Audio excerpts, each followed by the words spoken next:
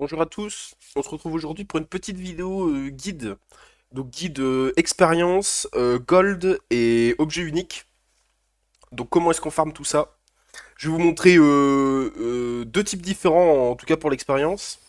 Donc si vous jouez un personnage Storm, comme moi ici par exemple, vous allez avoir besoin de Blink et seulement Blink niveau 1, sans aucun, en tout cas sans repeat. Pour le reste je sais pas trop mais moi je le garde juste niveau 1 ça suffit. Vous allez à l'hippocampe, le boss hippocampe qui est ici. Vous relancez le boss. Alors évidemment, il vous faut un build qui clear quand même les ennemis de façon correcte. Et là, vous allez voir, c'est assez facile. Vous allez là au milieu, vous tuez tous les crabes. Quand il n'y en a plus, on TP out et on revient avec le truc. Et vous pouvez faire ça en boucle. Voilà, le temps qu'ils meurent tous, mon TP est revenu. Et c'est reparti. Alors là, évidemment, vous voyez pas mon XP monter parce que je suis niveau 40. Et avec cette méthode-là, en tout cas en Storm, hein, c'est pas faisable avec les autres personnages, en 30 minutes vous montez de niveau 20 à 40 avec un peu d'assiduité, je vous assure que c'est complètement broken. Alors il faut bien faire attention à une chose quand même, c'est que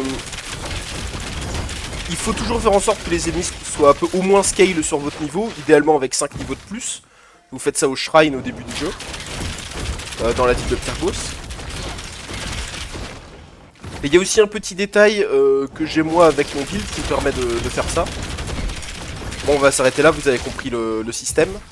Au niveau du build, j'ai beaucoup de CDR sur les compétences qui permettent, sur les compétences de mouvement. Vous en avez ici, dans l'arbre Storm. Vous voyez, 10% de increase movement skill cooldown rate. Et moi, c'est aussi parce que je joue rogue et j'en ai ici du coup. Donc il y en a directement là, plus ici. Et ça aide beaucoup à faire le TP. Mais vous n'avez pas nécessairement besoin de ça. Pardon, vous n'avez pas nécessairement besoin de ça. Vous allez juste attendre un petit peu de pouvoir refaire votre TP à chaque clear. On passe à la deuxième méthode si vous n'avez pas de perso Storm à XP. Pour la deuxième méthode, il s'agit du boss Aristomenes. Donc on va lancer le boss tout de suite. Alors je vous montre juste avant, je suis à 3 barres d'expérience. Donc là on va faire juste certainement les 7 barres qui restent.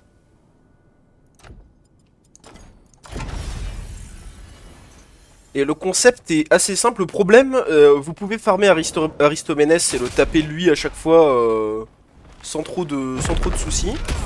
Le problème c'est que ça va vous coûter cher quoi.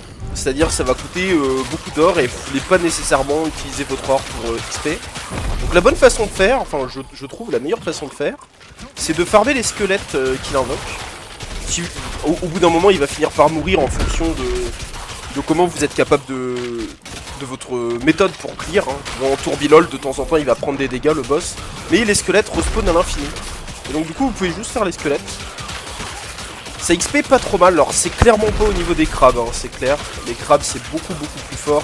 Mais tous les persos ne sont pas Storm, donc on peut pas utiliser le bug. Et donc ça, c'est pour gagner de l'XP. C'est pour gagner de l'XP, pardon, avec une autre classe que Storm. Évidemment, il faut pas non plus que vous ayez une compétence qui soit téléguidée et qui aille automatiquement sur Aristomenes, parce que sinon, bah, vous allez le tuer trop vite. Bon, vous voyez, là, il va mourir.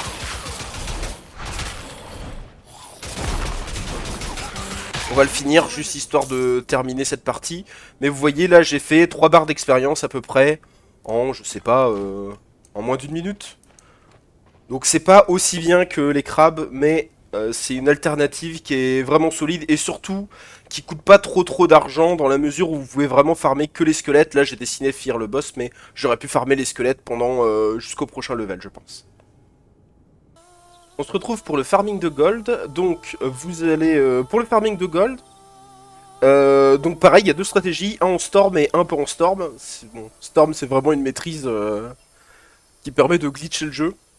Donc, vous allez aller faire Pan en Storm, vous utilisez le portail, vous posez votre petit portail à côté de l'endroit où vous allez invoquer pour réinvoquer Pan, et on va se faire Pan, et vous allez voir, on va lui aussi le glitcher, on l'affronte, là il va dasher, on va esquiver vite fait, et on se met derrière la barrière, et voilà, et maintenant il n'y a plus qu'à le DPS comme un débile, et il ne vous attaquera pas, et vous allez le tuer. Voilà, voilà, voilà. Donc la maîtrise Storm est vraiment un peu craquée. Oh bah on a un épique.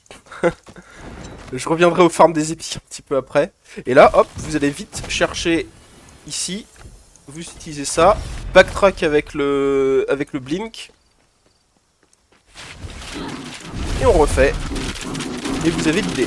Et en fait, pour farmer des golds, j'ai laissé un portail pour revenir à la ville de temps en temps pour vendre. Vous ramassez tout ce qu'il a et vous vendez tout votre inventaire. Et c'est la meilleure façon de faire des golds selon moi.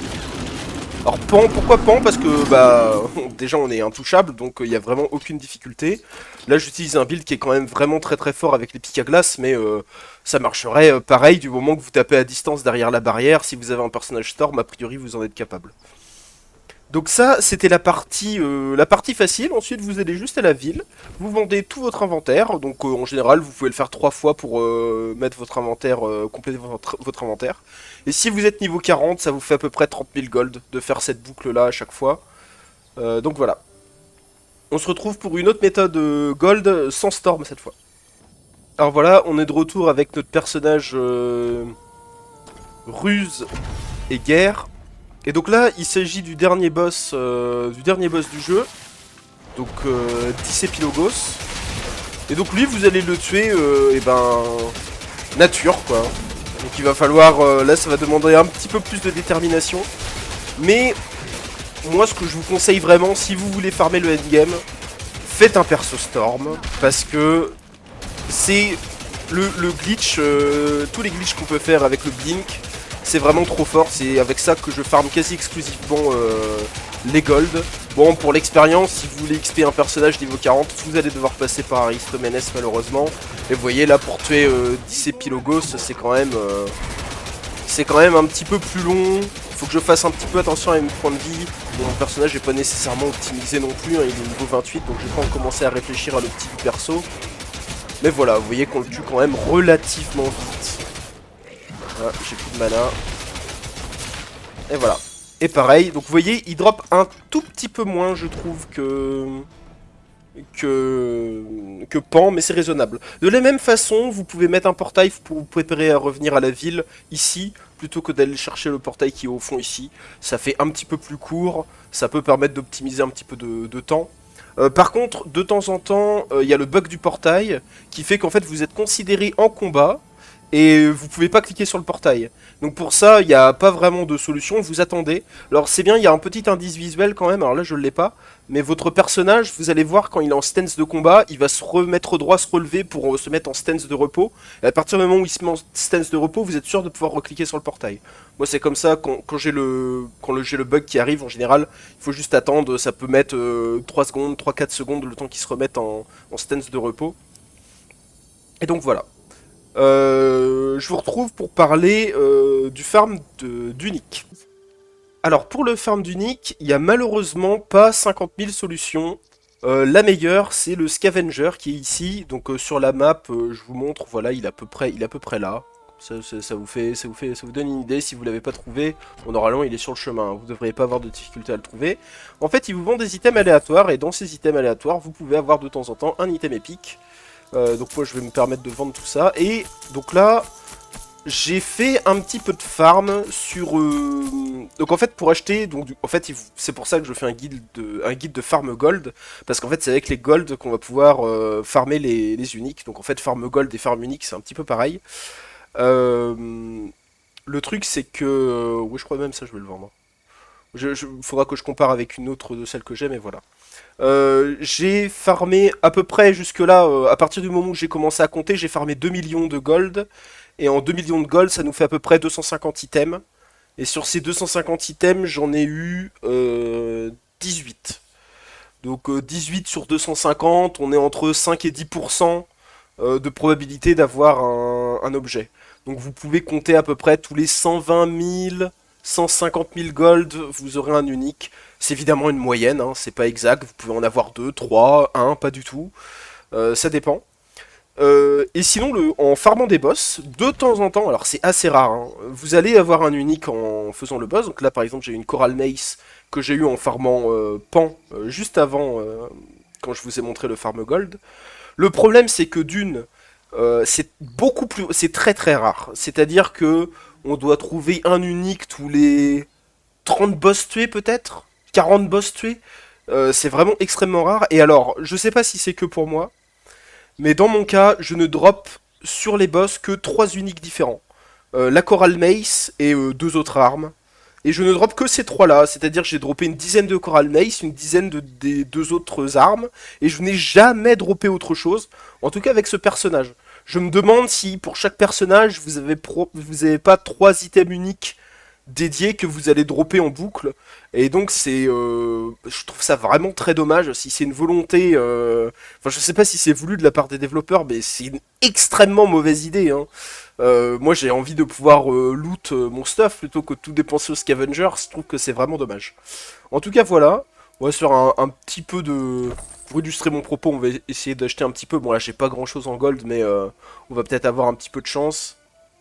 Et je cherche des staffs en ce moment. Où sont les staffs? Ils sont là. Bon bah voilà, là c'est pas de bol. Bon vous voyez, j'en ai pas pu en acheter beaucoup avec 60 000. Mais c'est l'idée. Voilà voilà, j'espère que ce petit guide vous aura plu. N'hésitez pas à liker, commenter, faire ce que vous voulez avec la vidéo. Et on se retrouve pour une prochaine vidéo. Salut tout le monde.